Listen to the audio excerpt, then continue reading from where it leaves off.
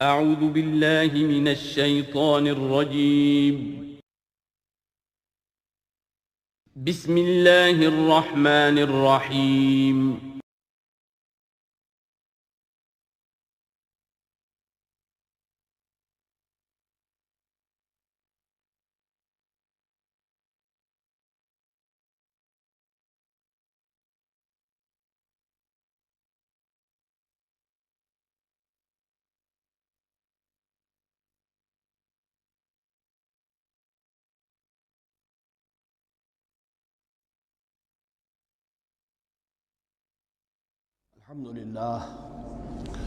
الحمد للہ وکفی والصلاة والسلام علی عباده الذین اصطفى اما بعد فاعوذ باللہ من الشیطان الرجیم بسم اللہ الرحمن الرحیم وَإِذْ قَالَ رَبُّكَ لِلْمَلَائِكَةِ إِنِّي جَاعِلٌ فِي الْأَرْضِ خَلِيفَةً قالوا وتجعل فيها من يفسد فيها ويسفك الدماء ونحن نسبح بحمدك ونقدس لك قال إني أعلم ما لا تعلمون صدق الله العظيم رب اشرح لي صدري ويسر لي أمري واحلل عقدة من لساني يفقهوا قولي۔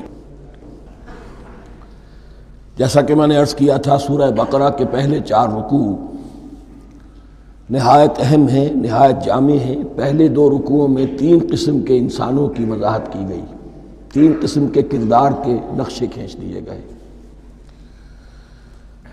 تیسرے رکوع میں قرآن مجید کی دعوت کا خلاصہ آ گیا، توحید فی العقیدہ، توحید فی العمل، یعنی عبادت اللہ کی، ایمان بالرسالت، قرآن مجید کو منزل من اللہ کلام ماننا۔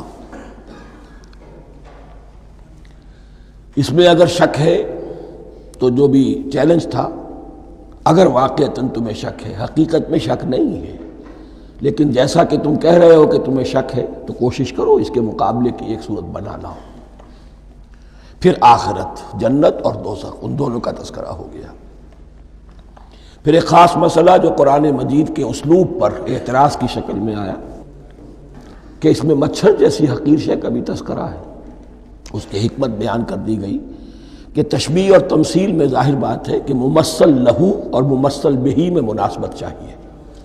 جس چیز کے لیے تمثیل بیان کی جا رہی ہے، جس شے سے تمثیل بیان کی جا رہی ہے، ان میں مناسبت ہونی چاہیے، اس میں عظیم یا حقیر کا کوئی سوال نہیں۔ پھر یہ بات کہ جن لوگوں کے دلوں میں زیغ ہے، کجی ہے، وہ اس قرآن سے بھی ان کی ضلالت میں، گمراہی میں اضافہ ہوگا۔ جو لوگ طالب حق ہیں ان کو یہ قرآن مجید ہدایت دے گا۔ اور کن کو اللہ گمراہ کرتا ہے؟ جو سرکش ہے، جو نمبر 1 اللہ سے جو عہد کر کے دنیا میں آئے تھے اس کی خلاف ورزی کر رہے ہیں اور صلہ رحمی کے بجائے قطع رحمی کرتے ہیں۔ اس کے بعد ایک بہت اہم فلسفیانہ بات آ گئی، اور اسی کے ضمن میں میں نے اصل میں یہ ساری بات دہرائی ہے۔ میں نے کہا تھا کہ یہ بات واضح ہوگی آگے جا کر سورہ غافر میں۔ پھر ذہن میں لائیے کہ جب یہ سورت نازل ہوئی ہے، سورہ غافر نازل ہو چکی تھی، لہذا یہاں اجمالی تذکرہ ہے، وہاں تفصیلی تذکرہ ہے۔ اہل جہنم کا قول نقل ہوا ہے، ربنا امتنا اثنتین واحییتنا اثنتین فاعترفنا بذنوبنا فہل الی خروج من سبیل۔ اے اللہ، تو نے 2 مرتبہ ہم پر موت وارد کی، 2 مرتبہ ہمیں زندہ کیا، اب ہم نے اپنے قصور تسلیم کر لیے، تو اب یہاں سے بھی کوئی اور مرحلہ ہے یا نہیں؟ یہاں سے نکلنے کا بھی کوئی راستہ ہے یا نہیں؟ اس سے حقیقت یہ واضح ہوئی، انسان کی تخلیق اول ہوئی عالم ارواح میں، صرف ارواح کی حیثیت سے، اور حدیث میں آتا ہے الارواح جنود مجندہ، لشکروں کی شکل، تمام انسان۔ ان سے عہد لیا گیا الست بربکم قالوا بلی، پھر سلا دیا گیا ارواح کو۔ یہ گویا کہ پہلی موت تھی جو ہم گزار آئے۔ پھر عالم خلق کا مرحلہ آیا۔ عالم خلق میں یہ تناسل کے ذریعے سے رحم مادر میں جب ایک جنین تیار ہوتا ہے تو ایک حدیث ہے، حضرت عبداللہ ابن مسعود سے 4 مہینے کا جب جنین ہو جاتا ہے تو اس کے بعد وہ روح لا کر اس میں پھونک دی جاتی ہے. یہ گویا کہ احیاء اولا ہو گیا، پہلی مرتبہ کا زندہ کیا جانا، پہلی موت کی نیند سے جگا دیا گیا. اے تازہ واردان بساط ہوائے دل، اب ہم اس دنیا میں اس جسد کے ساتھ زندہ ہوئے، اب پھر موت آئے گی، جسد یہی چلا جائے گا جہاں سے آیا تھا، روح جہاں سے آئی تھی وہاں واپس جائے گی. ثم یمیتکم ثم یحییکم ثم الیہ ترجعون، پھر تمہیں اللہ کی طرف لوٹا دیا جائے گا. یہ ہے بہت گہرا نقطہ فلسفہ دین کا. اس کے بعد مضمون شروع ہو رہا ہے خلافت کا، جس کا اجمالی جو ہے تذکرہ تیسرے رکوع کی آخری آیت میں آ گیا. هو الذی خلق لکم ما فی الارض جمیعا، زمین میں جو کچھ ہے اے انسانوں تمہارے لیے پیدا کیا گیا. اسی کے ساتھ جڑتا ہوا مضمون اب خلافت کا آ رہا ہے. وَإِذْ قَالَ رَبُّكَ لِلْمَلَائِكَةِ إِنِّي جَاعِلٌ فِي الْأَرْضِ خَلِيفَةً، اور یاد کرو جب کہ کہا تھا تمہارے رب نے فرشتوں سے میں بنانے والا ہوں زمین میں ایک خلیفہ. اب خلیفہ کی حقیقت کو سمجھیے. خلیفہ کسے کہتے ہیں؟ نائب. عام طور پر لوگوں کو مغالطہ ہوتا ہے کہ خلیفہ جانشین جو ہے وہ تو کسی کے موت کے بعد ہوتا ہے، زندگی میں تو نہیں ہوتا. لیکن یہاں اصل میں ہمارے لیے بہت آسان ہے. انسان کی جو اصل حقیقت ہے اس دنیا میں، اس کو سمجھنے کے لیے یوں سمجھیے کہ ہم آج سے 50 سال پہلے انگریز کے غلام تھے. ہمارا بادشاہ یا ملکہ انگلستان میں تھا یا تھی. دہلی میں وائس رائے ہوتا تھا. وائس رائے کا کام کیا ہے؟ جو حکم آیا ہے ہز میجسٹیز گورنمنٹ کا یا ہر میجسٹیز گورنمنٹ کا جو حکم آیا ہے بلا چون و چرا، بغیر کسی تغیر اور تبدل کے نافذ کرے. ہاں جہاں کوئی حکم وہاں سے نہیں ہے تو یہاں کے حالات میں بہترین اپنی رائے قائم کرے، غور و فکر کرے یہاں کی مصلحتیں کیا ہے. جو چیز بھی امپائر کی مصلحت میں ہو اس کے مطابق فیصلہ کر سکتا ہے. بین ہی یہی رشتہ ہے. اللہ ہے لیکن اللہ نے اپنے آپ کو غیب کے پردے میں چھپا لیا ہے. زمین پر انسان ہے. اب انسان کا کام یہ ہے جو ہدایت آ رہی ہے اللہ کی طرف سے اس پر تو بے چون و چرا عمل کرے. جہاں کوئی ایکسپریس ہدایت نہیں ہے، کوئی واضح ہدایت نہیں ہے، وہاں اپنے بیسٹ ججمنٹ کو ایکسرسائز کرے. اسی کا نام اجتہاد ہے. غور و فکر کرے، سوچے، اور جو بات روح دین کے زیادہ سے زیادہ مطابقت رکھنے والی ہو اس کو اختیار کر لے. بین ہی یہی رشتہ ہے در حقیقت، رشتہ خلافت کہ جو اللہ اور انسان کے مابین ہے. اب یہ جو دی گئی ہے یہ حیثیت تمام انسانوں کو دی گئی ہے. پوٹینشلی ہر انسان اللہ کا خلیفہ ہے. لیکن جو اللہ کا باغی ہو جائے، جو خود حاکمیت کا مدعی ہو گیا، گویا کہ وہ باغی ہے. اب اگر شاہ جہان بادشاہ تھا، اس کا کوئی ولی عہد تھا، اور ولی عہد جو ہے صبر نہیں کر سکتا، اپنے باپ کی زندگی ہی میں بغاوت کر دیتا ہے، حکومت حاصل کرنا چاہتا ہے، تو اب وہ کیا ہے؟ واجب القتل ہے. جو لوگ بھی حاکمیت کے مدعی ہو گئے ویسے تو حقیقت واجب القتل ہے، لیکن دنیا میں مہلت دی ہے اللہ نے. یہ دار الامتحان ہے. فوراً قتل نہیں کرتا، فوراً ختم نہیں کرتا. وَلَوْلَا كَلِمَةٌ سَبَقَتْ مِنْ رَبِّكَ إِلَىٰ أَجَلٍ مُّسَمًّى لَقُضِيَ بَيْنَهُمْ، اگر یہ پہلے بات طے نہ ہو چکی ہوتی، ایک وقت معین تک کے لیے انہیں مہلت اللہ نے نہ دی ہوتی تو اللہ فیصلہ چکا دیتا. لیکن مہلت دی ہے. لیکن کم سے کم اتنی سزا ملتی ہے کہ اب وہ خلافت کے حق سے محروم کر دیے گئے. گویا کہ اب خلافت دنیا میں ہوگی خلافت المسلمین. صرف وہی شخص کہ جو اللہ کو مانے اپنا حاکم مطلق، وہ خلافت کا اہل ہے. تو یہ چند باتیں خلافت کی اصل حقیقت کے ضمن میں یہیں پر سمجھ لیجیے.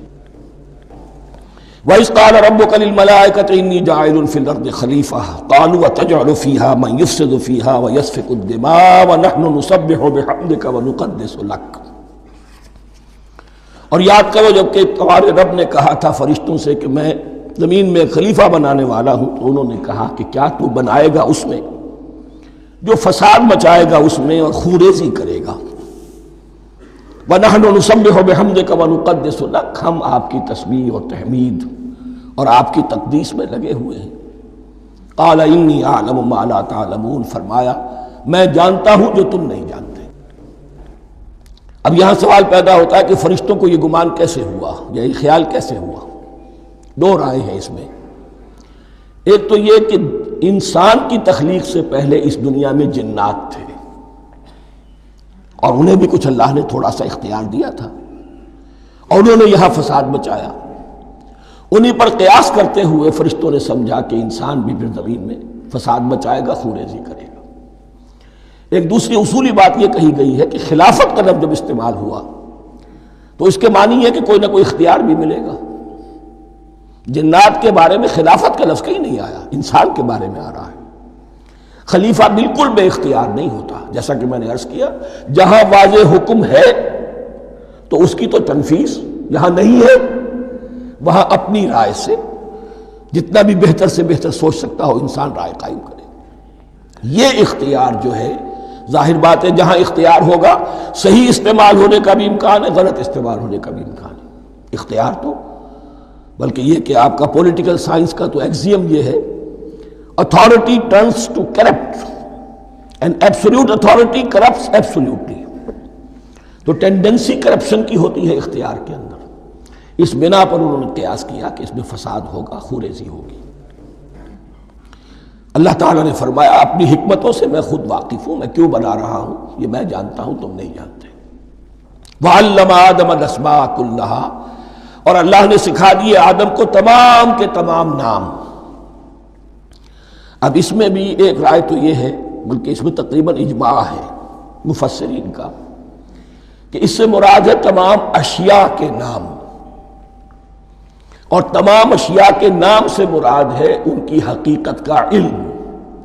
ہیومن نالج جو ہے اگر آپ اس کا تجزیہ کریں گے تو وہ یہی ہے کہ انسان ایک چیز کو پہچانتا ہے، پھر اس کے لیے ایک نام رکھتا ہے یا کوئی ٹرم اس کے لیے قائم کرتا ہے۔ اس نام یا ٹرم اور اس کے حوالے سے، اصطلاح کے حوالے سے بہت سے حقائق کو اپنے ذہن کے اندر محفوظ کرتا ہے۔ تو گویا کہ ان علمہ آدم الاسماء کلہا، تمام نام سکھا دیے کل مادی کائنات کے اندر جو کچھ وجود میں آنے والا تھا، ان سب کی حقیقت سے پوٹینشلی حضرت آدم کو آگاہ کر دیا۔ یہ پوٹینشل علم ہے، ہیومن نالج، جو ایکوائرڈ نالج ہے، جو انسان کو سم اور بصر اور اپنے اس دماغ کے کمپیوٹر کے ذریعے سے حاصل ہوتا ہے۔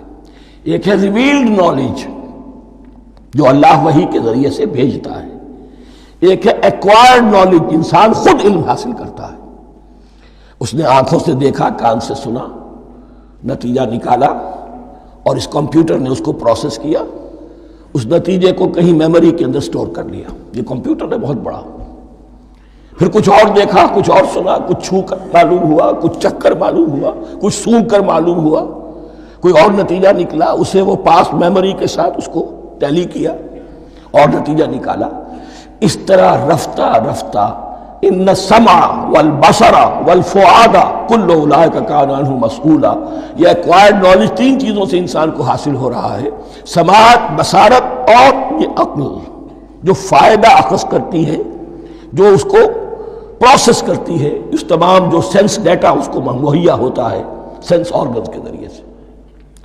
یہ علم ہے جو پوٹینشلی حضرت آدم کو دے دیا گیا۔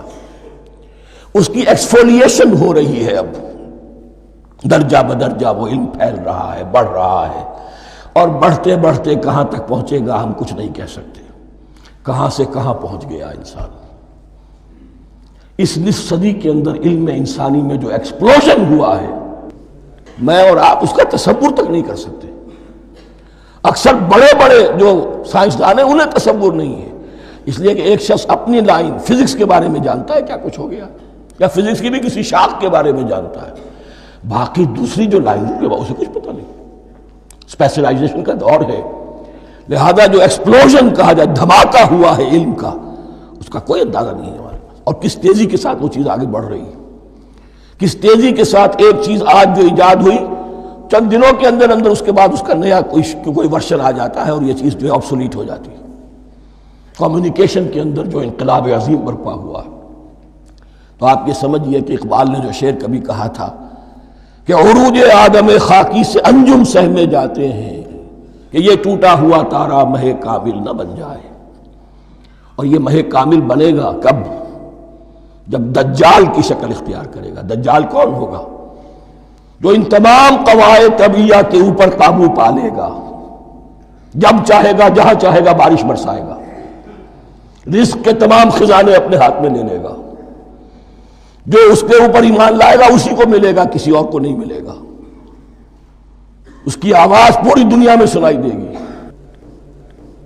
وہ چند دنوں کے اندر پوری دنیا کا چکر لگا لے گا۔ یہ ساری چیزیں جو حدیث میں دجال کے بارے میں آئی ہیں وہی اسی علم آدم ایکوائرڈ نالج کے اس حد کو پہنچ جانا کہ وہ ٹوٹل مسٹریز نیچر کی جو ہے وہ اس پر منکشف ہو جائے اور ان قواعد طبیعہ کو وہ ہارنس کر لے، قابو میں لے آئے اور انہیں استعمال کرے۔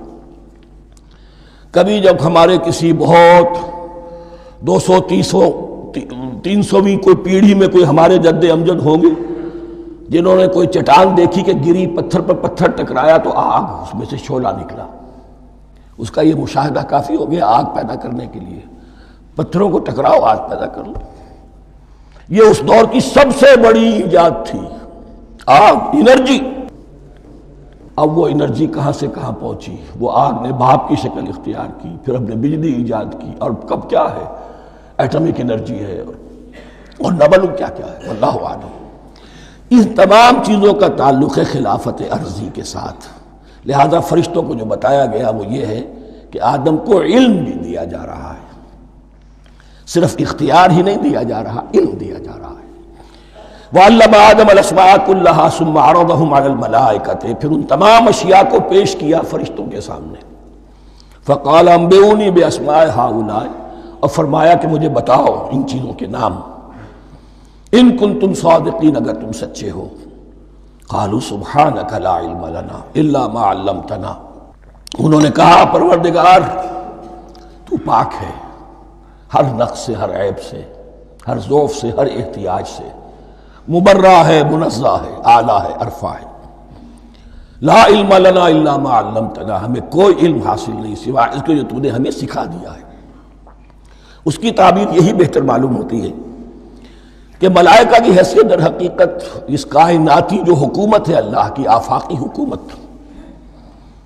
اس کے کارندوں کی ہے، یہ اس کے سول سرونٹس ہیں، تو ہر ایک کو صرف اس کے شعبے کے متعلق علم دیا گیا ہے، علم جامع نہیں ہے، تمام چیزوں کا علم یہ معلوم کرنے کی استعداد ان کے پاس نہیں ہے۔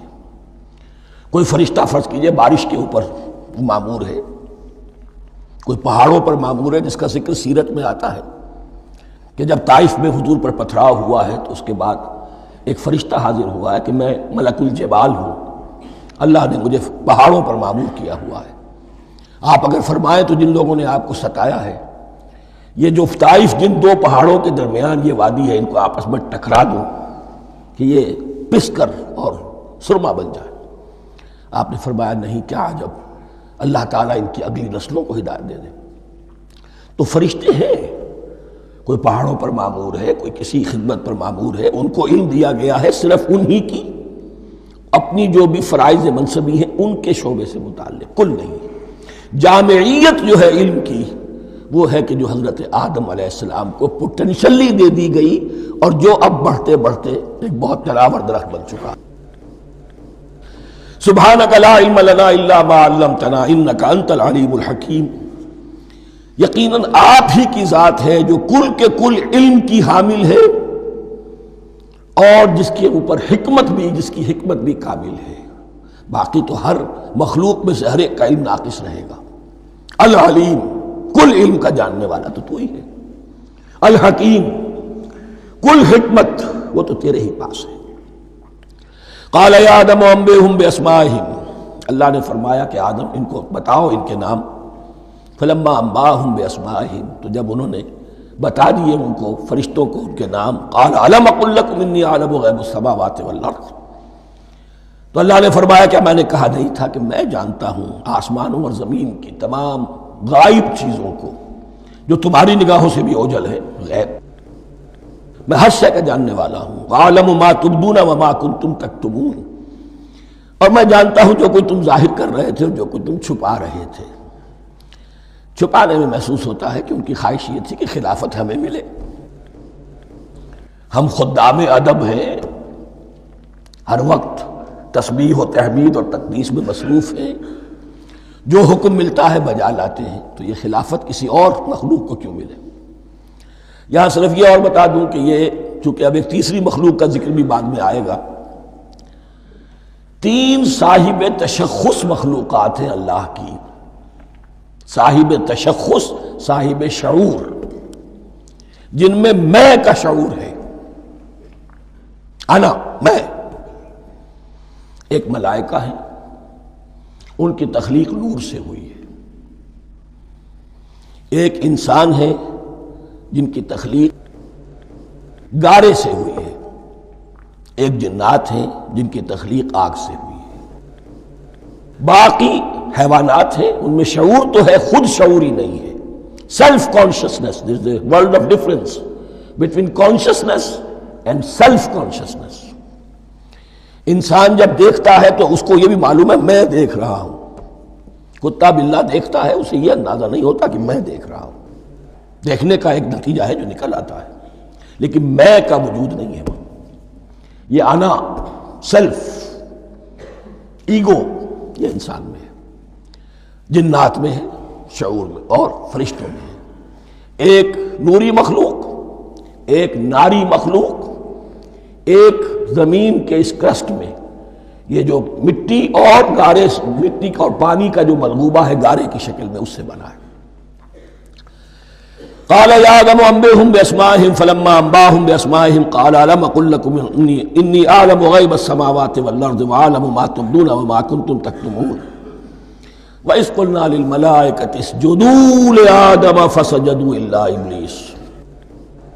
اور یاد کرو جب کہ ہم نے کہا فرشتوں سے سجدہ کرو سب کے سب آدم کو، جھک جاؤ آدم کے سامنے. فسجدوا، ان سب نے سجدہ کیا. الا ابلیس، سوائے ابلیس کے. پہلی بات تو یہ سمجھیے کہ تمام ملائکہ کے سجدے کی ضرورت کیا تھی. کیا یہ صرف تعظیماً تھا؟ اور تعظیماً اگر تھا تو کیا آدم خاکی کی تعظیم تھی یا کسی اور شے کی تعظیم تھی؟ مکی صورتوں میں یہ بات 2 جگہ واضح کی گئی ہے. فَإِذَا سَوَّيْتُهُ وَنَفَخْتُ فِيهِ مِن رُوحِي فَقَعُوا لَهُ سَاجِدِينَ. جب میں اس آدم کی تخلیق مکمل کر لوں اور اس میں اپنی روح میں سے پھونک دوں، تب گر پڑنا اس کے سامنے سجدے میں. تعظیم اگر ہے تو آدم خاکی کی نہیں ہے، اس کے اندر جو ڈیوائن ایلیمنٹ ہے، جو ڈیوائن سپارک ہے، جو روح ربانی ہے، میری روح، اس کی ہے. اور نمبر 2، اس کی حکمت کیا ہے، علت کیا ہے، غرض و غایت کیا ہے؟ جیسا کہ میں نے عرض کیا، اس کائنات کی اس حکومت کے کارندے تو وہ ہیں. خلیفہ بنایا جا رہا انسان کو، جب تک یہ ساری سول سروس اس کے تابع نہ ہو خلافت کیسے کرے گا؟ دیکھیے میں جانا چاہتا ہوں، چوری کرنے کے لیے جانا چاہتا ہوں، راستے میں کتنے فیکٹرز ہوں گے، کتنے فزیکل فینومینا ہوں گے. میں چلنا چاہتا ہوں، میں زمین کو دھکیلتا ہوں، زمین مجھے دھکیلتی ہے. زمین مجھے نہ دھکیلے تو میں کیسے چلوں گا؟ یہ پوری کائنات جو ہے، یہ جب ہم کوئی ارادہ کرتے ہیں اور کوئی فیل کرتے ہیں تو اس فیل کے پورے ہونے میں، اس کے ظہور میں نہ معلوم کون کون سے ایلیمنٹس ہیں، کون کون سی فورسز آف دی نیچر ہیں جو ہمارے ساتھ موافقت کرتی ہے تو ہم وہ کام کر سکتے ہیں. اور ان سب پر فرشتے مامور ہیں، ہر ایک کی اپنی ڈومین ہے. اگر وہ تابع نہ ہوں تو خلافت کی کوئی معنی نہیں. خلافت دی گئی ہے، یہ ادھر جانا چاہتا ہے جانے دو، یہ نماز کے لیے مسجد میں جانا چاہتا ہے جانے دو، یہ چوری کے لیے نکلا ہے نکلنے دو. اس لیے کہ اس کو جو اختیار دیا گیا ہے، اس کے اختیار کے استعمال میں یہ تمام جو قوتیں ہیں وہ اس کے ساتھ موافقت کرتی ہیں، تب اس کا کوئی ارادہ وہ اچھا ہو یا برا وہ پایہ تکمیل کو پہنچ سکتا ہے۔ یہ گویا کہ سبارڈینیشن اس کے لیے سمبل کہ تمام فرشتوں کو جھکا دیا گیا۔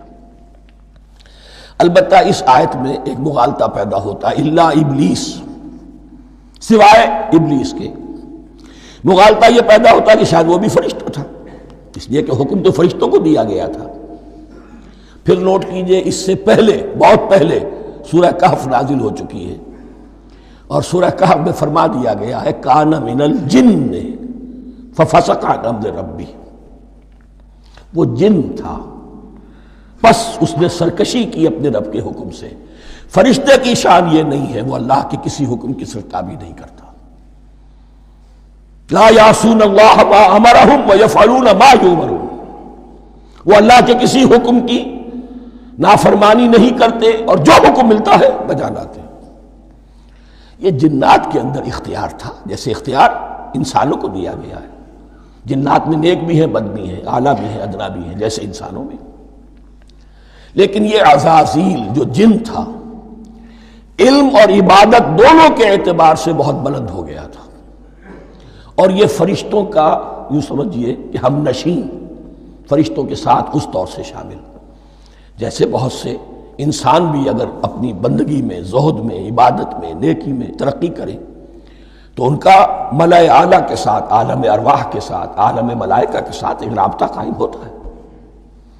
اسی طریقے سے وہ جو عزازیل تھا، جن ہونے کے باوجود اپنی نیکی، عبادت، پارسائی اور اپنے علم میں فرشتوں سے بہت آگے تھا، اس لیے معلم الملکوت کی شکل اختیار کر چکا تھا۔ اس کو اپنی زون تھا۔ یہ بات جیسا کہ میں نے عرض کیا 7 مرتبہ قرآن میں یہ بات آئی ہے، قصہ ابلیس و آدم، کہ فرشتوں کو حکم ہوا کہ سجدہ کرو، سب جھک گئے، ابلیس نے سجدے سے انکار کر دی 7 مرتبہ۔ یہ 7ویں مرتبہ ہے جو ہم پڑھ رہے ہیں، مصحف میں پہلی مرتبہ آ رہا ہے، ترتیب نزول میں 7ویں مرتبہ آ رہا ہے۔ یہ آدم و ابلیس کا قصہ اس سے آگے سورہ اعراف میں آئے گا، پھر سورہ ہجر میں آئے گا، سورہ بنی اسرائیل میں آئے گا، سورہ کہف میں آئے گا، سورہ طٰہٰ میں آئے گا، سورہ صاد میں آئے گا، 6 مرتبہ مکی قرآن میں، 1 مرتبہ یہاں۔ تو یہاں اشارہ نہیں کیا، اس لیے مغالطہ ہو سکتا ہے، لیکن یہ کہ سورہ کہف میں آپ کو بتا چکا ہوں کان من الجن ففسق عن امر ربی، اس نے اپنے رب کے حکم سے سرتابی۔ ابلیس اس کا صفاتی نام ہے اب، اس لیے کہ اب لسیبلسو کے معنی ہوتے ہیں مایوس ہو جانا۔ یہ اللہ کی رحمت سے بالکل مایوس ہے، اور مایوس جو ہو جائے وہ شیطان ہو جاتا ہے۔ اب میرا تو چھٹکارا نہیں ہے، جتنوں کو برباد کر سکوں کروں، میری تو عاقبت خراب ہو چکی ہے، جتنوں کو اپنے ساتھ، ہم تو ڈوبے ہیں سنم، تم کو بھی لے ڈوبیں گے۔ اب وہ شیطان اس معنی میں کہ انسان کی عداوت اس کی گھٹی میں پڑ گئی، اس نے اللہ سے پھر اجازت بھی لی کہ مجھے مہلت دے دے، یوم یبعثون، قیامت تک کے دن کے لیے، تو میں ثابت کر دوں گا کہ یہ آدم اس رتبے کا حقدار نہ تھا، مستحق نہ تھا جو اسے دیا گیا۔ انا خیر منہ، میں اس سے بہتر ہوں۔ خلقتنی من نار وخلقتہ من طین، تو نے مجھے آگ سے بنایا، اسے گارے سے بنایا۔ لیکن یہ تکبر ہے در حقیقت کہ جس نے اسے راندہ درگاہ حق کر دیا۔ وَإِذْ قُلْنَا لِلْمَلَائِكَةِ اسْجُدُوا لِآدَمَ فَسَجَدُوا إِلَّا إِبْلِيسَ أَبَىٰ وَاسْتَكْبَرَ، ابا اس نے انکار کیا، واستکبر اور تکبر کیا، استکبار کیا، وَكَانَ مِنَ الْكَافِرِينَ۔ کانا عربی زبان میں 2 طرح کا ہوتا ہے، تامہ، ناقصہ۔ ایک معنی یہ ہو سکتے ہیں کہ ہو گیا، اب اپنے اس استکبار اور انکار کی وجہ سے کانا من الکافرین، وہ کافروں میں سے ہو گیا۔ ایک کانا تامہ ہوتا تھا ہی کافروں میں سے، یعنی اس کے اندر سرکشی چھپی ہوئی تھی، اب ظاہر ہو گئی۔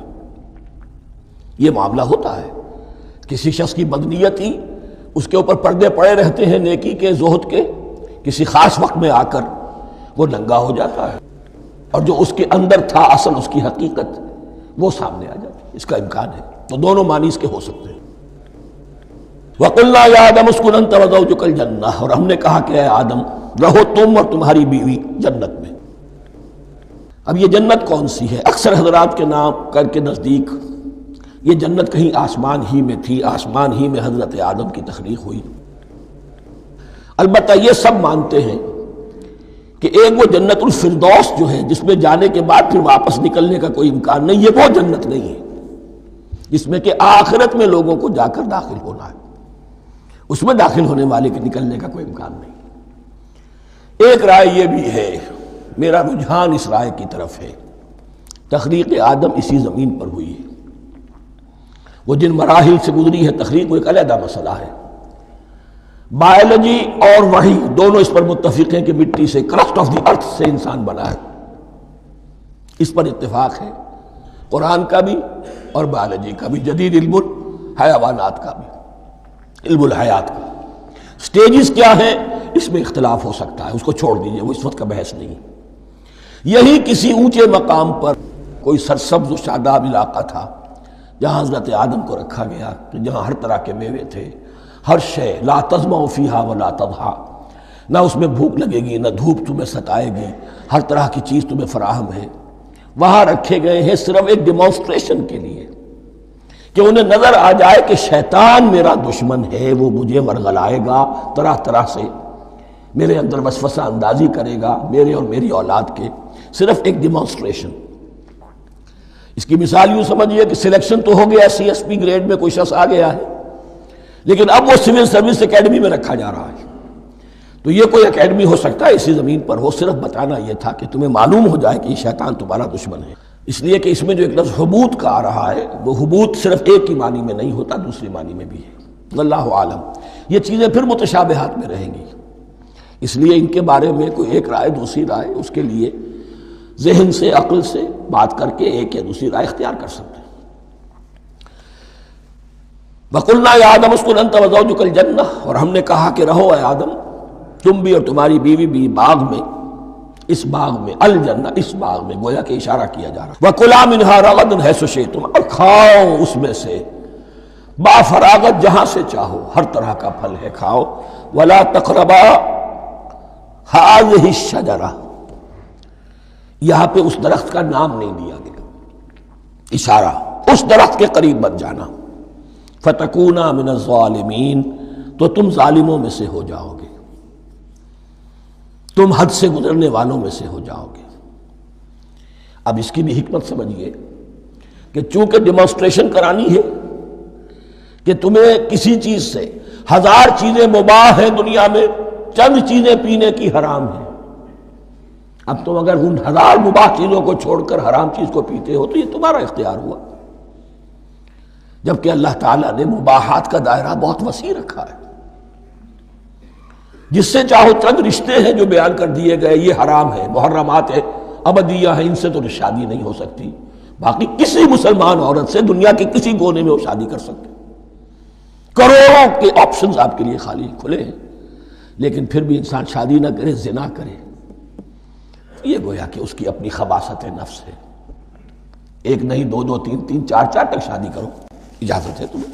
تو اس اعتبار سے مباحات، اب یہ پورا باغ تمہارے لیے مباح ہے، بس ایک درخت ہے اس کے پاس نہ جانا، اور درخت کا نام لینے کی کوئی ضرورت نہیں، تو آزمائش تھی نا، صرف ایک آزمائش اور اس کی ڈیمانسٹریشن۔ فَأَزَلَّهُمَا الشَّيْطَانُ عَنْهَا، تو پھسلا دیا ان دونوں کو شیطان نے اس درخت کے بارے میں۔ اب وہ کس کس طریقے سے پھسلایا، یہ بھی جیسا کہ میں نے عرض کیا 6 مرتبہ چونکہ یہ قصہ آ چکا ہے، اس کی آپ کو سورہ طٰہٰ میں تفصیل ملے گی، کس کس طریقے سے پھسلایا اور اس بات کے لیے تیار کیا۔ فَأَخْرَجَهُمَا مِمَّا كَانَا فِيهِ، تو نکلوا دیا ان دونوں کو اس کیفیت میں سے جس میں کہ وہ تھے، وہ کیفیت کہ نہ کوئی مشقت ہے نہ کوئی محنت ہے، اور انسان کو ہر طرح کا اچھے سے اچھا پھل مل رہا ہے، تمام ضروریات فراہم ہیں، خاص کوئی حلہ جنت ہے جس کا کہ لباس بھی عطا کیا گیا ہے، لیکن ان کیفیات سے اب نکال کر، اب جسے آپ کہیں گے bitter facts of life، اچھا اب جاؤ یہ ڈیمانسٹریشن کرنی تھی، ہو گئی۔ شیطان تمہارا دشمن ہے، تمہارا اور تمہاری نسل کا، شیطان لعین، اور وہ تمہیں پھسلائے گا جیسے آج پھسلایا ہے۔ تم آگاہ رہنا اس کی شرارتوں سے۔ ان الشیطان لکم عدو فاتخذوہ عدوا، یہ شیطان تمہارا دشمن ہے، اسے اپنا دشمن ہی سمجھو۔ لیکن یہ ہے کہ اگر کچھ لوگ اسے دوست بنا لیں، اس کے ایجنٹ بن جائیں، اس کے کارندے بن جائیں، یہ ان کا چوائس ہے جس کی سزا انہیں ملے گی۔ فَأَخْرَجَهُمَا مِمَّا كَانَا فِيهِ وَقُلْنَا اهْبِطُوا بَعْضُكُمْ لِبَعْضٍ عَدُوٌّ، اور ہم نے کہا اترو، تم سب ایک دوسرے کے دشمن ہو گئے۔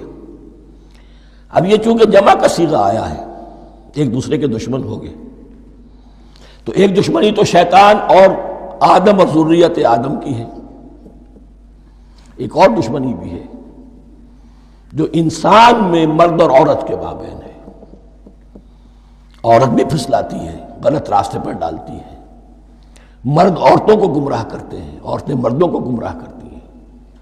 قرآن مجید میں کہا گیا یا ایھا الذین آمنوا ان من ازواجکم واولادکم عدوا لکم فاحذروہم، اہل ایمان چوکنے رہو، چوکس رہو، تمہاری بیویوں اور اولاد میں سے تمہارے دشمن ہیں، بچ کر رہو، کیپ الرٹ، کہیں ان کی محبت تمہیں راہ حق سے منحرف نہ کر دے۔ تم ایک اچھا کام کرنا چاہتے ہو، بیوی رکاوٹ بن گئی، بیوی کو اچھا کام کرنا چاہتی، شوہر رکاوٹ بن گیا، تو یہ محبت نہیں ہے، یہ عداوت ہے۔ اس حوالے سے بعضکم لبعض عدو وَلَكُمْ فِي الْأَرْضِ مُسْتَقَرٌّ وَمَتَاعٌ إِلَىٰ حِينٍ، اور تمہارے لیے اب زمین میں مستقر ہے، جائے قیام ہے اور متاع ہے، ضرورت کی چیزیں ہیں ہم نے فراہم کر دی ہیں، إِلَىٰ حِينٍ، لیکن ایک وقت معین تک کے لیے، یہ ابدی نہیں ہے، ایک وقت آئے گا یہ بساط ہم لپیٹ دیں گے۔ یوم نطوی السماء کطی السجل للکتب، جس دن کہ ہم تمام فضاؤں کو اور تمام خلاؤں کو، تمام آسمانوں کو اس طرح لپیٹ لیں گے جیسے کتابوں کا تمار لپیٹ لیا جاتا ہے۔ ایک وقت آئے گا، یہ تخلیق الی اجل مسمى ہے، الی حین ہے۔ فتلقى آدم من ربہ کلمات فتاب علیہ، تو سیکھ لیے، حاصل کر لیے آدم نے اپنے رب سے کچھ کلمات، تو اللہ نے ان کی توبہ قبول کر لی۔ اب اس کی وضاحت سورہ اعراف میں ہے، یہ تو چونکہ پس منظر میں وہ 2/3 قرآن موجود ہے، اس کی وضاحت کیا ہے کہ حضرت آدم میں سخت پشیمانی پیدا ہوئی ہے، میں نے کیا کیا، مجھ سے خطا سرزد ہو گئی، اللہ کے حکم کی میں نے خلاف ورزی کی، لیکن ان کے پاس الفاظ نہیں تھے کن الفاظ میں اللہ سے استغفار کریں، کن الفاظ میں اللہ سے معافی چاہیں۔ اللہ کی رحمت یہ ہوئی کہ اللہ نے الفاظ انہیں خود تلقین فرما دی، یہ اللہ کی شان رحیمی ہے۔ اصل شے جو ہے وہ انسان کے اندر گناہ پر ندامت کا پیدا ہو جانا ہے، یہ اصل توبہ ہے۔ علامہ اقبال نے جو بڑی اپنی آغاز عنفوان شباب میں جو اشعار کہے تھے، ان میں سے ایک شعر کو سن کر پھڑک اٹھے تھے اس وقت کے اساتذہ بھی، موتی سمجھ کے شان کریمی نے چن لیے قطرے جو تھے میرے عرق انفعال کے، انفعال کہتے ہیں شرمندگی کو، شرمندگی سے میری پیشانی پر جو پسینے کے قطرے نمودار ہو گئے، میرے پروردگار کو وہ اتنے عزیز ہوئے، اس نے انہیں موتی کی طرح چن لیا۔ موتی سمجھ کے شان کریمی نے چن لیے قطرے جو تھے میرے عرق انفعال کے، تو فتلقى آدم من ربہ کلمات، ان پر پچھتاوا ہوا، ندامت ہوئی، اللہ نے انہیں الفاظ، وہ الفاظ کیا تھے وہ سورہ اعراف میں ہیں، ربنا ظلمنا انفسنا وان لم تغفر لنا وترحمنا لنکونن من الخاسرین، اے اللہ ہم نے اپنی جانوں پر ظلم کیا ہے، اور اگر تو نے ہمیں بخش نہ دیا اور رحم نہ فرمایا تو ہم تو خسارہ والوں میں ہو جائیں گے، تباہ ہو جائیں گے، برباد ہو جائیں گے۔ یہی پر فوری تقابل موجود ہے۔ غلطی ابلیس سے بھی ہوئی، حکم سے سرتابی ہوئی، لیکن اس پر ندامت نہیں ہوئی، تکبر کی بنا پر اور اکڑ گیا، انا خیر منہ۔ غلطی آدم سے بھی ہوئی، نافرمانی ہوئی، لیکن اس پر پشیمان ہوئے اور توبہ کی۔ وہ شیطنت ہے، یہ آدمیت ہے، ورنہ کوئی انسان گناہ سے اور معصیت سے مبرہ نہیں ہے۔ حضور کی ایک حدیث ہے، کل بنی آدم کلکم خطاؤون، کل بنی آدم خطاؤون وخیر الخطائین التوابون۔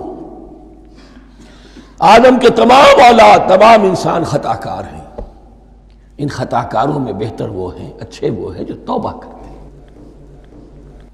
تو یہاں حضرت آدم سے غلطی ہوئی، انہوں نے توبہ کی، پشیمانی ہوئی، ندامت ہوئی، اس نے کی اور اس پر جم گیا، اصرار کیا۔ فتلقى آدم من ربه کلمات فتاب علیہ انہ هو التواب الرحیم۔ یقیناً وہی تو ہے بہت توبہ کو قبول فرمانے والا اور بہت رحم فرمانے والا۔ یہ نوٹ کیجئے گا، توبہ کا لفظ دونوں طرف سے آتا ہے، بندہ بھی تواب وخیر الخطائین التوابون، تواب بندے بھی ہو گئے، تواب اللہ بھی ہے۔ اس کی اصل حقیقت کیا ہے؟ بندے نے خطا کی اور دور ہو گیا اللہ سے، اللہ نے اپنی رحمت کی نگاہ اس سے پھیر لی۔ بندے نے توبہ کی، اللہ پھر اپنی رحمت کے ساتھ اس کی طرف متوجہ ہو گیا۔ توبہ کے معنی پلٹنا۔ بندہ معصیت سے توبہ کر کے اپنی اصلاح کی طرف، بندگی کی طرف، اطاعت کی طرف پلٹ آیا۔ اللہ نے جو اپنی نظر رحمت پھیر لی تھی، اللہ نے پھر وہی اپنی شان غفاری اور رحیمی کے ساتھ بندے کی طرف توجہ فرما لی، جس کے لیے حدیث میں الفاظ آتے ہیں، تم اگر میری طرف بالشت بھراؤ گے میں ہاتھ بھراؤں گا، تم اگر چل کر آؤ گے میں دوڑ کر آؤں گا، ہم تو مائل بکرم ہے کوئی سائل ہی نہیں، راہ دکھلائیں کسے رہنم منزل ہی نہیں۔ وہ تو تواب ہے، بس فرق یہ ہے کہ تابہ بندے کے لیے ہوگا تو الہ ہوگا، تابہ الہ، انی تبت الیک، اور جب اللہ کی طرف سے ہوگا تابہ علیہ، وہ اعلیٰ ہوگا، اس پر توبہ کی، یعنی اللہ کی بلند شان ہے تو انسان توبہ کرتا ہے تو اس کی طرف توبہ کرتا ہے۔ اللہ کی شان کیا ہے؟ وہ توبہ کرتا ہے تو بندے پر اعلیٰ، فتاب علیہ انہ هو التواب الرحیم۔ قلنا اہبطوا منہا جمیعا، ہم نے کہہ دیا اتر جاؤ اس سے تم سب کے سب۔ فَإِمَّا يَأْتِيَنَّكُم مِّنِّي هُدًى، اب یہاں لفظ آیا اہبطوا، یہاں بھی پہلے بھی آیا ہے۔ جو حضرات یہ سمجھتے ہیں کہ تخلیق آدم آسمانوں پر ہوئی ہے اور جنت بھی وہ آسمان میں ہے جہاں رکھے گئے تھے، آزمائشی یا ٹریننگ یا ڈیمانسٹریشن والی جنت، وہ یہاں حبوط کا ترجمہ کریں گے کہ آسمان سے زمین پر اترنے کا حکم دیا گیا۔ جو لوگ سمجھتے ہیں یہی کسی بلند مقام پر تھے، وہ کہتے ہیں کہ نیچے اترو، کسی بڑی اونچی سطح مرتفع پر اگر کوئی جگہ تھی تو اب نیچے اترو اور جاؤ، اب تمہیں زمین میں ہل چلانا پڑے گا، اب روٹی حاصل کرنے کے لیے یہ جو نعمتوں کے دسترخوان یہاں بچھے ہوئے تھے یہ اب تمہارے لیے نہیں ہے۔ اس کے لیے اس معنی میں اس لفظ کا استعمال جو ہے وہ آ جائے گا آگے چل کر اسی سورہ بقرہ کے اندر، کہ اس معنی میں بھی سورہ بقرہ کے 7ویں رکوع میں یہ لفظ استعمال ہوا ہے، تو امکان اس کا بھی ہے۔ بس اس سے آگے ادھر یا ادھر کی زیادہ بحث کرنے کا یہ موقع دورہ ترجمہ قرآن میں نہیں ہے۔ قُلْ اهْبِطُوا مِنْهَا جَمِيعًا فَإِمَّا يَأْتِيَنَّكُم مِّنِّي هُدًى فَمَن تَبِعَ هُدَايَ فَلَا خَوْفٌ عَلَيْهِمْ وَلَا هُمْ يَحْزَنُونَ، تو جب بھی آئے گی تمہارے پاس میری جانب سے کوئی ہدایت، تو جو کوئی میری ہدایت کی پیروی کرے گا اس کے لیے نہ خوف ہوگا اور نہ وہ حزن سے دوچار ہوگے۔ یہ ہے علم انسانی کا دوسرا گوشہ، ریویلڈ نالج۔ اس چوتھے رکوع کی جو حسن ہے اسے دیکھیے، شروع میں ایکوائرڈ نالج کا ذکر ہے جو پوٹینشلی حضرت آدم کی ذات میں رکھ دیا گیا، اور جو انسان نے پھر اپنی محنت سے ان السمع والبصر والفؤاد اس کے ذریعے سے آگے بڑھایا۔ یہ علم ہے چل رہا ہے، آج مغربی اقوام ہم سے بہت آگے ہیں، کبھی ایک زمانے میں مسلمان آگے نکل گئے تھے، لیکن ظاہر بات ہے کہ اس دنیا میں عروج تو انہی کو ہوگا جو ان چیزوں میں سب سے زیادہ جس کی آگہی حاصل ہوگی۔ البتہ ایک علم وہ ہے جو آسمان سے نازل ہوتا ہے، یہ گیون ہے، ریویلڈ نالج ہے، یہ وحی ہے۔ فَإِمَّا يَأْتِيَنَّكُم مِّنِّي هُدًى، تمہارے مقام خلافت کا تقاضا یہ ہے جو احکام ہمارے آئے، جو ہدایات ہم بھیجیں، ان کو تو پوری طریقے سے اس کی پیروی کرو۔ فَمَن تَبِعَ ہدایا، تو جو کوئی بھی میری ہدایت کی پیروی کرے گا، فَلَا خَوْفٌ عَلَيْهِمْ وَلَا هُمْ يَحْزَنُونَ وَالَّذِينَ كَفَرُوا، اور جو ناشکری کریں گے، کفر کریں گے، انکار کریں گے، وَكَذَّبُوا بِآيَاتِنَا، اور ہماری آیات کو جھٹلائیں گے، فَأُولَٰئِكَ أَصْحَابُ النَّارِ هُمْ فِيهَا خَالِدُونَ، تو وہ جہنمی ہوں گے، آگ والے ہوں گے، اس میں ہمیشہ ہمیشہ رہیں گے۔ یہ ہے گویا کہ چارٹر، اس نوع انسانی کو جو ابدی چارٹر اللہ نے دیا ہے، جبکہ زمین کا چارج دے دیا گیا خلیفہ کی حیثیت سے۔ یہاں یہ 4 رکوع جو ہے سورہ بقرہ کے، جو میں نے عرض کیا تھا، قرآن کی دعوت، قرآن کا بنیادی فلسفہ، اس پر یہ جام ہے، اور یہ مکی صورتوں کے مضامین کا خلاصہ۔ اب یہاں سے شروع ہو رہا ہے 5ویں رکوع سے مسلسل 10 رکوع، مسلسل خطاب ہے بنی اسرائیل سے۔ البتہ ان میں ایک تقسیم ہے، پہلے رکوع میں دعوت ہے۔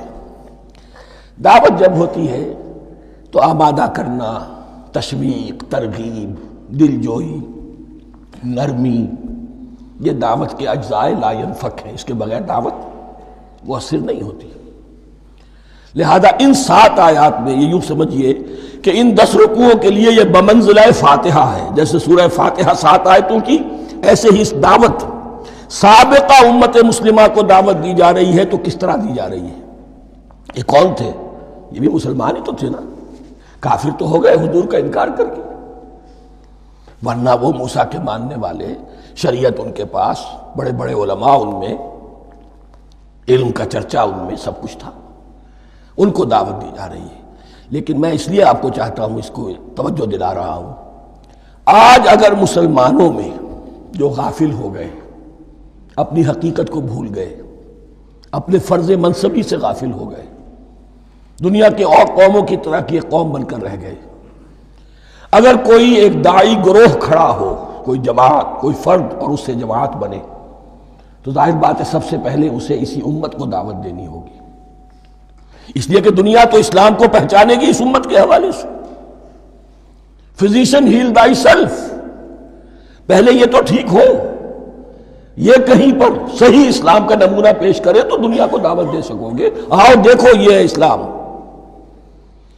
اس لیے ان کو جو دعوت دینے کا اسلوب ہونا چاہیے وہ عکس ہوگا اس اسلوب کا جو ان 7 آیات میں ہمارے سامنے آ رہا ہے۔ یا بنی اسرائیل اذکروا نعمتی التی انعمت علیکم، اے بنی اسرائیل، اسرائیل کو سمجھ لیجئے یہ مرکب لفظ ہے، اسر اسی سے اسیر بنا ہے، اسیر جو کسی کا قیدی ہوتا ہے، ایل عبرانی میں اللہ کے لیے ہے، اور اسرائیل کا ترجمہ ہے عبداللہ، اللہ کا غلام، اللہ کے ساتھ بندھا ہوا، اس کی اطاعت کے قلاتے کے اندر۔ تو یہ اسرائیل یہ لقب ہے حضرت یعقوب علیہ السلام کا، ان کے 12 بیٹے تھے، 12 بیٹوں سے جو نسل چلی وہ بنی اسرائیل ہے، انہی میں حضرت موسیٰ کی بعثت ہوئی اور تورات انہیں دی گئی، پھر یہ ایک بہت بڑی امت بنے۔ ان پر 4 ادوار آ چکے تھے قرآن مجید کے نزول کے وقت، 2 مرتبہ اللہ کی رحمت کی بارشیں ہوئیں، انہیں عروج نصیب ہوا، 2 مرتبہ ان کو دنیا پرستی، شہوت پرستی، اللہ کے احکام کو پس و پیش ڈال دینے کی سزا میں عذاب کے کوڑے ان پر برسے۔ اس کا ذکر آئے گا سورہ بنی اسرائیل کے پہلے رکوع میں۔ اس وقت جب کہ قرآن نازل ہو رہا ہے، اس وقت وہ اپنے اس زوال کے دور میں تھے۔ حال یہ تھا کہ حضور صلی اللہ علیہ وسلم کی بعثت سے پہلے ہی 2nd ٹیمپل بھی شہید کیا جا چکا تھا، گرایا جا چکا تھا۔ حضرت سلیمان نے جو بنایا تھا ہیکل سلیمانی، جس کو یہ 1st ٹیمپل کہتے ہیں، اسے نیبوکدنضر نے گرا دیا تھا حضرت مسیح سے بھی کئی سو سال پہلے۔ لیکن اس کے بعد پھر یہ رومنز نے سن 70 عیسوی میں حضور کی ولادت سے 500 برس پہلے ان کا یہ یروشلم تباہ و برباد ہوا، اس میں لوگوں کو قتل کیا گیا، قتل عام ہوا، اور سیکنڈ ٹیمپل جو ہے وہ بھی گرا دیا گیا، جو اب تک گرا پڑا ہوا ہے۔ صرف ایک ویلنگ وال ہے جس کے پاس جا کر یہودی جو ہے ماتم کر لیتے ہیں، روتے ہیں، اور اب وہ بنانے پر تلے ہوئے ہیں اپنا تھرڈ ٹیمپل، اس کے نقشے بن چکے ہیں، بلو پرنٹ بن چکے ہیں۔ لیکن بہرحال جس وقت قرآن نازل ہو رہا تھا یہ بہت ہی پستی میں تھے۔ اس کے بارے میں فرمایا، اے بنی اسرائیل ذرا یاد کرو میرے اس انعام کو جو تم پر ہوا۔ وہ انعام کیا ہے؟ میں نے تمہیں اپنی کتاب دی، نبوت سے سرفراز فرمایا، اپنی شریعت تمہیں عطا فرمائی، تمہیں داؤد، تمہارے اندر داؤد اور سلیمان جیسے بادشاہ اٹھائے جو بادشاہ بھی تھے، نبی بھی تھے۔ وَأَوْفُوا بِعَهْدِي، اور میرے وعدے کو پورا کرو تاکہ میں بھی اپنے وعدے کو پورا کروں۔ یہ وعدہ ہے جو کتاب استثناء جو ہے اولڈ ٹیسٹمنٹ کی، ڈیوٹرانومی، اس کے 18ویں باب کی آیت نمبر 18 اور 19 میں ہے۔ حضرت موسیٰ سے خطاب کر کے اس میں اللہ نے یہ الفاظ فرمائے، میں ان کے بھائیوں میں سے تیرے مانند ایک نبی برپا کروں گا اور اس کے منہ میں اپنا کلام ڈالوں گا، اور وہ وہی کچھ بتائے گا جو میں اس سے کہوں گا۔ یہ گویا کہ حضرت موسیٰ علیہ السلام کی امت کو بتایا جا رہا تھا کہ نبی آخر الزماں آئیں گے اور تمہیں انہیں قبول کرنا ہے۔ قرآن مجید میں اس کا بڑا تفصیلی ذکر سورہ اعراف میں آئے گا انشاءاللہ، لیکن یہاں فرمایا اوفوا بعہدی اوف بعہدکم، تم میرا عہد پیرا پورا کرو، میرے اس نبی کو تسلیم کرو، اس پر ایمان لاؤ، اس پر کی صدا پر لبیک کہو، تو میں تمہیں میرے انعام و اکرام اور بڑھتے چلے جائیں گے۔ وَإِيَّايَ فَارْهَبُونَ، اور صرف مجھ سے ڈرو۔ وَآمِنُوا بِمَا أَنزَلْتُ مُصَدِّقًا لِمَا مَعَكُمْ، اور ایمان لاؤ اس پر جو میں نے نازل کیا ہے، جو تمہارے پاس جو تورات ہے اس کی تصدیق کرتے ہوئے آیا ہے۔ اس کے دو معنی ہے، ایک تو قرآن تصدیق کرتا ہے تورات کی اور انجیل کی، فیہا ھدی و نور، فیہ ھدی و نور، اور دوسرے یہ کہ قرآن اور محمد صلی اللہ علیہ وسلم ان پیشین گوئیوں کے مصداق بن کر آئے ہیں جو تورات میں تھی، ورنہ وہ پیشین گوئیاں جھوٹی ثابت ہوتی۔ ان کے مصداق کون ہے؟ قرآن اور محمد صلی اللہ علیہ وسلم، یہ دونوں معنی اس کے ہیں۔ وَآمِنُوا بِمَا أَنزَلْتُ مُصَدِّقًا لِمَا مَعَكُمْ وَلَا تَكُونُوا أَوَّلَ كَافِرٍ بِهِ، اور دیکھو تم ہی سب سے پہلے ان کا کفر کرنے والے نہ بن جاؤ۔ تمہیں تو سب کچھ معلوم تھا، تم تو منتظر تھے، تم تو آخری نبی کے انتظار میں تھے اور ان کے حوالے سے دعائیں کیا کرتے تھے کہ اللہ اس نبی آخر الزمان کے واسطے سے ہماری مدد فرما اور کافروں کے مقابلے میں ہمیں فتح عطا فرما۔ یہ آئے گا آگے چل کر اسی سورہ بقرہ کے اندر۔ لیکن اب تم ہی سب سے بڑھ کر کافر ہو گئے، تم ہی سب سے بڑھ کر دشمن ہو گئے۔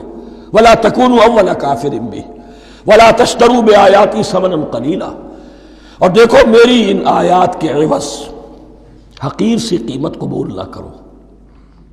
یہ آیات الہیہ ہیں، ان کو رد کر رہے ہو، کس لیے؟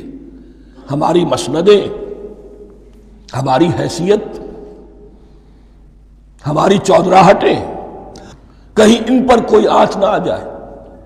حقیر سی چیزیں، یہ صرف اس دنیا کا سامان ہے، اس کے سوا کچھ نہیں۔ وَلَا تَشْتَرُوا بِآيَاتِي ثَمَنًا قَلِيلًا وَإِيَّايَ فَاتَّقُونِ، اور صرف مجھ سے تقوی اختیار کرو، میرا تقوی اختیار کرو۔ وَلَا تَلْبِسُوا الْحَقَّ بِالْبَاطِلِ وَتَكْتُمُوا الْحَقَّ وَأَنْتُمْ تَعْلَمُونَ، اور نہ گڈمڈ کرو حق کے ساتھ باطل کو، اور مت چھپاؤ حق کو، درا حالے کہ تم جانتے ہو۔ یہ بات اچھی طرح نوٹ کرنی ہے، جانتے بوجھتے کرنا، ایک ہے مغالطے میں کرنا، وہ ضلالت ہے، گمراہی ہے۔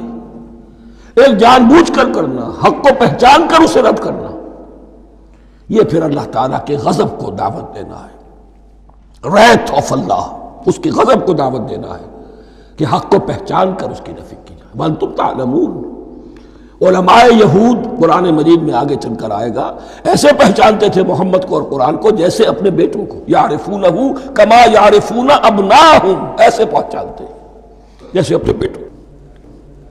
وَأَقِیمُوا الصَّلَاةَ وَآتُوا الزَّکَاةَ، دیکھو نماز قائم کرو، زکوٰۃ ادا کرو، وَارْکَعُوا مَعَ الرَّاکِعِینَ، اور جھکنے والوں کے ساتھ جھکو۔ یہ اول تو رکوع کو انہوں نے اپنے ہاں سے خارج کر دیا تھا، ثانیاً باجماعت نماز ان کے ہاں ختم ہو گئی تھی۔ وَارْکَعُوا مَعَ الرَّاکِعِینَ، جماعت باجماعت نماز کی طرف اشارہ ہے۔ أَتَأْمُرُونَ النَّاسَ بِالْبِرِّ وَتَنْسَوْنَ أَنفُسَكُمْ، کیا تم لوگوں کو نیکی کا حکم دیتے ہو، تقویٰ کی، پارسائی کی تعلیم دیتے ہو؟ میں کہہ رہا ہوں نا کہ اصل میں مخاطب کون ہے؟ علماء یہود۔ اس آیت سے ثابت ہو گیا عالم ہمارا بھی جب بھی کھڑا ہوگا اونچے سے اونچا آواز کہے گا، اعلیٰ سے اعلیٰ بات کہے گا۔ اکثر و بیشتر کا حال یہ ہے کہ ان کا اپنا کردار دیکھیے تو کوئی مناسبت ہی نہیں اس سے کہ جو وہ بات کہہ رہا ہے، جو لوگوں کو دعوت دے رہا ہے اس پر خود عمل نہیں۔ تو یہی در حقیقت علماء یہود کا کردار بن چکا تھا۔ أَتَأْمُرُونَ النَّاسَ بِالْبِرِّ وَتَنْسَوْنَ أَنفُسَكُمْ، کیا تم لوگوں کو نیکی کا حکم دیتے ہو اور خود اپنے آپ کو بھول جاتے ہو؟ وَأَنْتُمْ تَتْلُونَ الْكِتَابَ، اور یہ سب کچھ تم کر رہے ہو اس حال میں کہ کتاب پڑھتے بھی ہو، تورات پڑھتے ہو، صاحب تورات ہو۔ ہمارے بھی بہت سے علماء کا، علماء سو جنہیں ہم کہتے ہیں، حال یہ ہو چکا ہے، خود بدلتے نہیں قرآن کو بدل دیتے ہیں، ہوئے کس درجہ فقیہان حرم بے توفیق۔ جو صورتحال ہے صرف قرآن کا متن بچا ہوا ہے، اس کے مفہوم میں، اس کی تفسیر میں، اس کے ترجمے میں تو تحریفیں موجود ہیں، بڑی بڑی تحریفیں موجود ہیں، متن بچا ہوا ہے، وہ اس لیے کہ اللہ تعالیٰ نے اس کی حفاظت کا ذمہ لیا ہے۔ وَاسْتَعِینُوا بِالصَّبْرِ وَالصَّلَاةِ، اور مدد حاصل کرو دو چیزوں سے، صبر اور نماز۔ یہ صبر کا لفظ یہاں پر بہت قیمتی ہے، بہت بامانی ہے۔ علماء سو کیوں وجود میں آتے ہیں؟ جب وہ دنیا کے کتے بن جائیں گے تو وہ دین کو بدنام کرنے والے ہوں گے۔ بظاہر دینی مناسب ہیں لیکن اصل میں ان کے پردے میں دنیا داری کی جا رہی ہے، صبر نہیں۔ بس صبر کے ساتھ اور نماز کے ساتھ، اس لیے کہ آپ صحیح راستے پر آئیں گے۔ اگر کوئی عالم دین لوگوں پر تنقید کرے گا، لولا ینہاہم الربانیون والاحبار، کیوں نہیں روکتے ان کے علماء اور ان کے اولیاء اور صوفیاء ان کو حرام کھانے سے اور جھوٹ بولنے سے؟ اگر کوئی شخص روکے گا اس کو پھر نذرانے تو نہیں ملیں گے، اس کی خدمتیں تو نہیں ہوگی۔ اگر تو دنیا میں صبر اختیار کرنا ہے تب تو آپ حق بات کہہ سکتے ہیں، اور اگر دنیاوی ایمبیشنز ہیں تو پھر آپ کو کہیں نہ کہیں کمپرومائز کرنا پڑے گا۔ وَاسْتَعِینُوا بِالصَّبْرِ وَالصَّلَاةِ، صبر اور نماز۔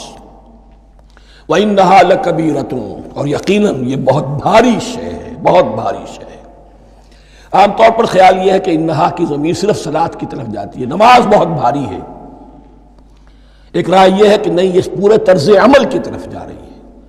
یہ طرز عمل کہ خود صبر کرو، اس دنیا میں صبر کرو، دنیا اور دنیا کے متعلقات میں کم سے کم پر قانے ہو جاؤ، اور حق کا بول بالا کرنے کے لیے میدان میں آ جاؤ۔ یہ طرز عمل، اور اس میں پھر نماز، الصلاۃ عماد الدین۔ وَإِنَّهَا لَكَبِيرَةٌ إِلَّا عَلَى الْخَاشِعِينَ، یہ یقیناً بہت بھاری چیز ہے، یہ روش، یہ رویہ بھی بہت بھاری اور نماز بھی بہت بھاری ہے، سوائے ان خشوع رکھنے والوں کے، ڈرنے والوں کے، جن کے دل جھک گئے ہیں اللہ کے سامنے۔ الذین یظنون انہم ملاقو ربہم، جنہیں یہ یقین ہے کہ انہیں اپنے رب سے ملاقات کرنی ہے، جیسا کہ میں نے شروع میں توجہ دلائی تھی، وبالآخرۃ ہم یوقنون، یہ ایمان بالآخرت ہے جو انسان کو سیدھا رکھتا ہے عمل کے میدان میں۔ الذین یظنون انہم ملاقو ربہم وانہم الیہ راجعون، اور جنہیں یہ یقین ہے کہ بالآخر اسی کی طرف ہمیں لوٹنا ہے۔ بارک اللہ لی ولکم فی القرآن العظیم ونفعنی وإیاکم بالآیات والذکر الحکیم۔